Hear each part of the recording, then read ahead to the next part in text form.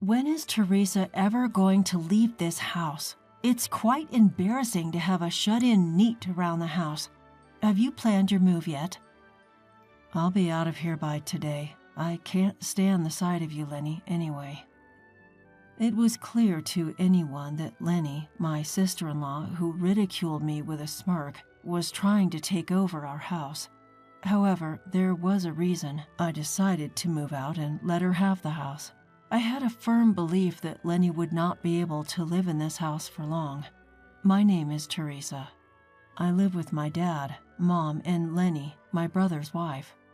My brother was assigned to work overseas shortly after getting married, and Lenny firmly refused to live abroad. Lenny ended up living in our house, shamelessly so, despite being in the so-called newlywed stage and living separately from my brother. I remember well the day Lenny came to our house. She brought a lot of luggage with her and said without any remorse, "Edwin has gone overseas, so his room is vacant, right? I've decided to live there." My parents and I were baffled when Lenny came to the house without any prior discussion. When we called my brother to ask for an explanation, he was also surprised by Lenny's actions. Though my brother, who had just been assigned overseas, did respond, it was ultimately up to my parents and me, who were in direct contact with Lenny, to have the discussion. After getting married, Lenny was supposed to live in the house where my brother lived alone. However, when we asked why she suddenly came to the house, Lenny said the room was too small. I had been to my brother's room, and it didn't seem too small. But Lenny had already unilaterally terminated the lease of my brother's room. Since her parents lived far away and our house was conveniently located for her to get to work, she insisted on living in the house. Naturally, my parents were angry about Lenny's outrageous behavior, but Lenny was smart. "Edwin has gone overseas, and I'm lonely too. Of course, I plan to contribute financially since I'll be living here. I'll also do my best with housework, so please, let me stay in this house." When Lenny pleaded like this, my parents couldn't refuse. I think one of the reasons my parents couldn't strongly reject Lenny was for my brother's sake. My parents didn't seem to mind living with Lenny, which had started suddenly. They were angry about her coming without any discussion, but Lenny was doing housework, as she said, going to work, and paying rent to my parents. However, I was nothing but dissatisfied. For some reason I don't know, Lenny had made me her enemy. "Oh, Teresa, you're as unattractive as ever today." I was utterly surprised when she said that as soon as she saw me when I came out of my room in the morning. I don't think my face is attractive at all, but I was naturally surprised when she suddenly said such a thing. "Teresa, aren't you ashamed to be a shut-in all the time? Edwin is so respectable, going on an overseas assignment, and my in-laws have earned enough to live in such a large house, while you, Teresa, are just a neat, playing at home all the time. I would be too ashamed to stay in such a house if I were you." Today, my parents were at work and Lenny seemed to be off. Is she assuming I won't tell our parents about her nasty words? No need to feel embarrassed. I'm not a neat, I answer, laughing internally at her absurdity. Sure, my job requires me to be at home a lot, but that doesn't make me a neat. But my sincere answer simply triggers a burst of laughter from Lenny. "Oh, come on, Teresa. Your brother's a successful man, and I work for a prestigious company. Even your parents are respected employees. I understand you might feel a bit inferior, but there's no need to lie." "I'm not lying. I'm an influencer." "An influencer? Please, stop making me laugh. As if someone as plain as you could be an influencer.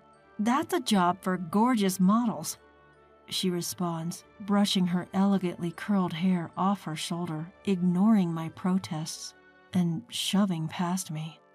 As she strides away, a heavy cloud of her perfume lingers in the air. "When will you finally move out, Teresa? It's so embarrassing to have a shut-in neat in the house. Have you found a new place yet?" She suddenly stops mid-stride, turning around with a malicious grin on her face. I'll give you an allowance, Teresa. You must be in dire need of money, right? It's only fair for all the housework you do. Laughing softly, she pulls a few $10 bills from her wallet and throws them onto the floor. Well, see you, she says, leaving the house. Her dismissive attitude really gets under my skin. I'm not only frustrated with Lenny, but also disappointed with my brother's lack of discernment. Did they really think I would just stay silent after such a provocation? Perhaps Lenny saw me as a quiet and meek sister-in-law, but I'm not the type of woman to just sit back and take it. I pick up the strewn money, open the door to Lenny's room without her permission, and throw it inside. She sure had a lot of nerve acting so high and mighty over a few tens of dollars. Luckily for me, I'm not strapped for cash. I had planned to relax today, but now it seems I'll be quite busy. After tidying up and finishing my work for the day, I start packing my things. I can't stand living under the same roof as Lenny any longer. I decide to move into my boyfriend's house. Nathan, my boyfriend, with whom I've been discussing marriage plans, is understanding and agrees to accommodate me as soon as I explain the situation. Meanwhile, I make a call to a certain place in the morning. From the moment she came to greet us as a prospective wife, Lenny had always looked down on me. She's probably the type of person who needs to assert her dominance over someone to feel alive. By the time I finish my tasks, my parents return home. I don't mention anything about Lenny. Instead, I join my parents for dinner, a meal I had prepared. Lenny, who had claimed to be out with friends, hadn't returned yet. She said she wouldn't be home for dinner, so I guess she'll return late. I chose not to tell my parents about Lenny yet, waiting for the right moment. Lenny was in for a surprise, and I planned to hit her with it at the worst possible moment. I'm moving in with Nathan starting today. I'll be out of here by tonight. That's quite sudden. Nathan's okay with it? Yep, he agreed, and we're thinking about getting married soon. Well, as long as it's fine by him, just make sure to let him know we said hi. I broke the news to my worried parents, finished washing the dishes with my melancholic mom, and then I picked up my packed belongings and headed out of my room. And there, right on cue, stood Lenny. Dolled up in heavy makeup, Lenny's grin stretched across her face like she'd just spotted her prey. When will you finally leave this house, Teresa? It's so embarrassing to have a shut-in neat like you around. Is your moving day coming soon? I'll be gone today. Trust me, I'm as eager to get away from you as you are to see me gone. Lenny's expression twisted in response to my direct reply. She glared at her cheeky sister-in-law. Her ugly face was truly a sight to behold. No offense to my brother, but I could do without a sister-in-law like her. The next time we'd meet, I'd be ready to serve her a dose of revenge. Well, excuse me then. I bid Lenny farewell, said goodbye to my parents who were relaxing in front of the television downstairs, and left the house. Nathan had said to me, "You probably won't need to deal with your sister-in-law again." But I loved my brother. He was a good-natured man being duped by Lenny, and I couldn't just stand by knowing that. Thanks for your concern, but Lenny needs to be completely ousted from our house. A few days after I left home, I got a call from Mom. You, giving us such a shock by suddenly sending that. Just come home and explain. We've already informed your brother, but he can't make it back right away, so we'll video call him. We've also asked Lenny to take off from work, so hurry back. I responded to Mom's call, which came in late in the afternoon with an okay, and after texting Nathan that I was heading to my parents' house, I left. The family house that I returned to after several days felt heavy with tension the moment I walked in. As I approached the living room, Lenny's cries became louder. When I opened the door, Lenny was hunched over in front of my parents, seated on the sofa. I could feel her glaring at me. Teresa, this is terrible. Why would you send these pictures? Lenny pointed to a series of pictures sprawled across the coffee table. The pictures were of Lenny with various men at different locations, some with arms linked, hands held, images of intimacy. The sender, as Lenny indicated, was, of course, me. Private investigators can be quite useful, I thought. On the morning I left home, I had contacted a private investigator to check if my sister-in-law was cheating, transferred the money, and that was it. From just that, such indisputable evidence was procured. You're the terrible one. What do you mean by doing whatever you want just because I'm not there? The one shouting was my brother, connected via video call. His face, displayed on the screen, was beet red from anger. Lenny cried out to my brother, "But I was lonely. You always travel abroad even though we're newlyweds, Edwin. You left me alone. You're the one at fault, Edwin." I could feel the anger radiating from my parents' faces, but I calmly stated, "You're right. The fault lies with my brother." Lenny's expression turned to one of disbelief as she looked at me. I leveled my gaze at her, allowing no warmth to seep through. "The real problem is my brother's lack of judgment in choosing a woman like you." Lenny, taken aback at my words, leaned in toward me, fuming. "What?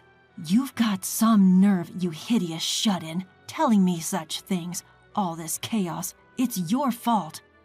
Despite the presence of my parents and brother, Lenny couldn't hold back her true colors. As she realized what she had just blurted out, her hand flew to her mouth. But it was too late. My parents and brother were taken aback, but I just flatly declared, "Lenny is always like this. Lenny thinks of me as an ugly shut-in. She played the nice girl in front of everyone else, but she cheats and she doesn't hesitate to be abusive to anyone she perceives as beneath her. My brother is also at fault for choosing to marry such a person." "I was just stating the truth. After all, Teresa is a shut-in, not an influencer. That's just a lie, right?" The one who sighed at Lenny's brazen defiance was Mom.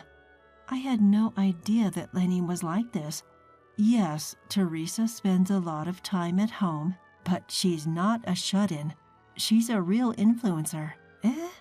As Lenny gasped in surprise, I shared the name I use for my influencer activities. I suggested she look it up on her mobile phone, and she hurriedly began her search. Upon seeing the search results, a flustered Lenny looked back and forth between me and her phone.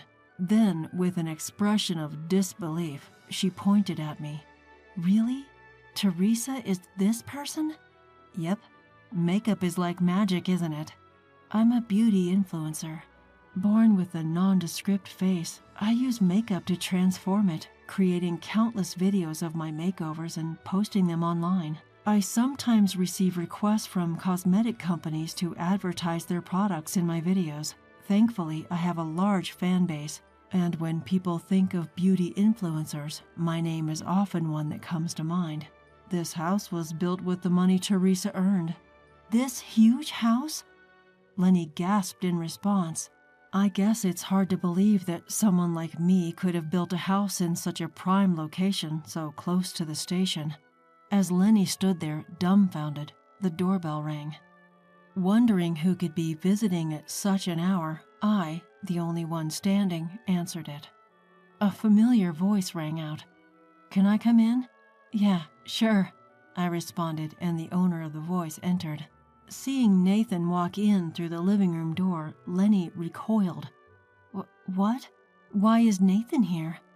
"Oh, you must be the sister-in-law I've heard about. It's nice to know you recognize me. Thank you," Nathan replied, his radiant smile lighting up the room.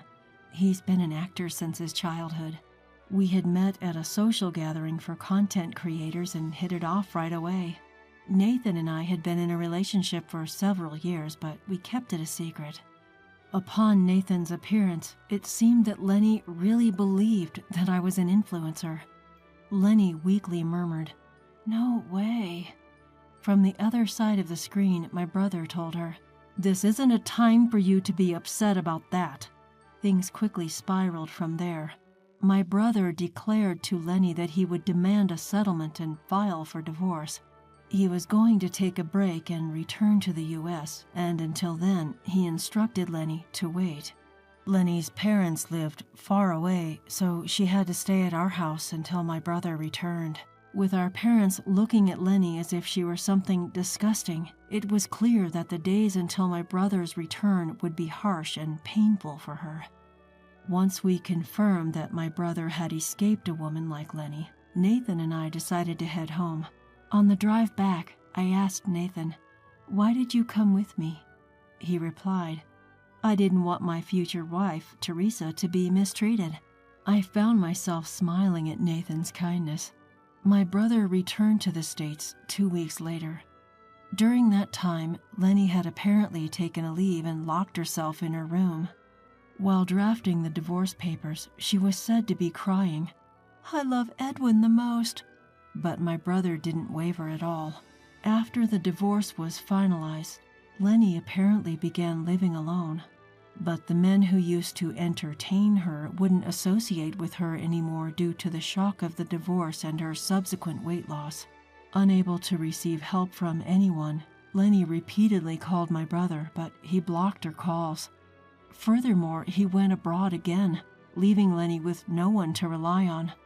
She quit her job and returned to her parents' home.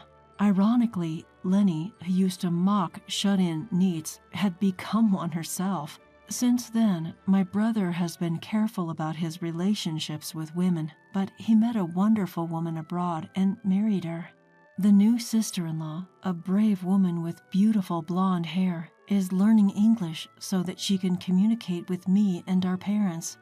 In time, Nathan and I also got married. Our wedding made the news. The marriage of Nathan, who had been beloved since his childhood acting days, was celebrated, and I was accepted by the public as Nathan's wife. Now that everything is resolved and peaceful, my family and I are living happily.